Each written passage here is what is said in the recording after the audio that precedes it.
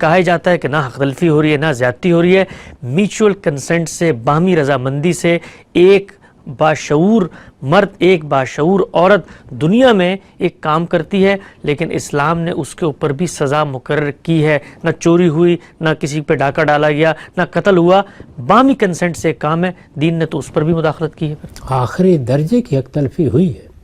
یعنی اللہ تعالیٰ نے جو ادارہ قائم کیا ہے، نکاح کا ادارہ، وہ انسان کی بقا کے لیے قائم کیا ہے۔ یہ بچہ ہے انسان کا، جس کو پیدا کرنے کے لیے جب اللہ تعالیٰ نے انسان کو ذریعہ بنایا ہے تو پھر وہ ادارہ قائم کیا ہے۔ اس ادارے میں بچے کے حقوق کی حفاظت بھی ضروری ہے، اور وہ ادارہ اگر قائم ہوتا ہے اور اس سے رشتے وجود میں آتے ہیں اور خدائی قانون کے مطابق وہ رشتے اپنا کردار ادا کرتے ہیں، تو وہ اسی وقت ادا کرتے ہیں جب وہ وفاداری پر قائم ہوتے ہیں۔ اور یہ جو وفاداری ہے، غیر معمولی وفاداری، اس میں سب سے بڑی چیز جنسی تعلقات ہیں۔ تو اس وجہ سے جب کوئی شوہر بدکاری کا ارتکاب کرتا ہے تو وہ بیوی کا حق طلب کرتا ہے، اور جب بیوی بدکاری کا ارتکاب کرتی ہے تو شوہر کا حق طلب کرتی ہے۔ لہٰذا اس کو ہمیشہ سے روکا گیا ہے، تمام معاشروں میں اس کو روکا گیا ہے۔ یہ صرف گناہ نہیں، جرم رہا ہے، اس کے معاشرے میں سزائیں دی جاتی رہی ہیں، چنانچہ اللہ تعالیٰ نے اسی اصول پر اس کو جرم قرار دیا ہے۔ ہمارے پروردگار نے یہ بتا دیا ہے کہ یہ محض گناہ نہیں ہے، یعنی گناہ تو ہے،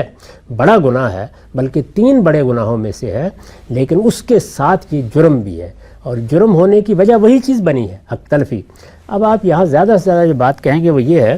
کہ جب آدمی نے شادی کر لی اور اس نے نکاح کے بندھن میں اپنے آپ کو باندھ لیا، تو اس وقت تو یہ بات سمجھ میں آ گئی کہ بیوی نے کیا تو شوہر کی حق تلفی کی ہے، بے وفائی کی ہے، اس کے ساتھ دغا بازی کی ہے، اور اگر شوہر نے کیا ہے تو ظاہر ہے کہ بیوی کی حق تلفی کی ہے۔ لیکن جب ابھی شادی نہیں ہوئی تو یہ سد ذریعہ ہے، وہ اصول جس کو میں نے بتایا کہ جب ایک چیز سے حق تلفی ہونی ہے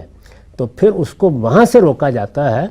جہاں سے اس طرف جانے کے راستے بن جائیں، اس کو سد ذریعہ کہا جاتا ہے۔ یعنی جب ایک چیز کل جرم بننی ہے تو اس کو ابتدا سے روک دیا جاتا ہے۔ یہ بالکل ایسا ہی ہے جس طرح کہ آپ نے سگریٹ نوشی پر پابندی لگائی ہے، یعنی کس اصول پر لگائی ہے؟ ایک چیز اگر نقصان دہ ہو سکتی ہے تو آپ اس کو ابتدا سے روک دیتے ہیں۔ کوئی آدمی یہ کہہ سکتا ہے کہ جی میں تو 2 کش لیتا ہوں، لیکن آپ کہتے ہیں کہ نہیں تم جہاز میں بیٹھے ہو نہیں پی سکتے، تم فلاں جگہ ہو تو نہیں پی سکتے، اور بعض اوقات اس پر آپ جرمانے کرتے اور سزائیں بھی دیتے ہیں۔ تو یہ وہی اصول ہے کہ حق تلفی کے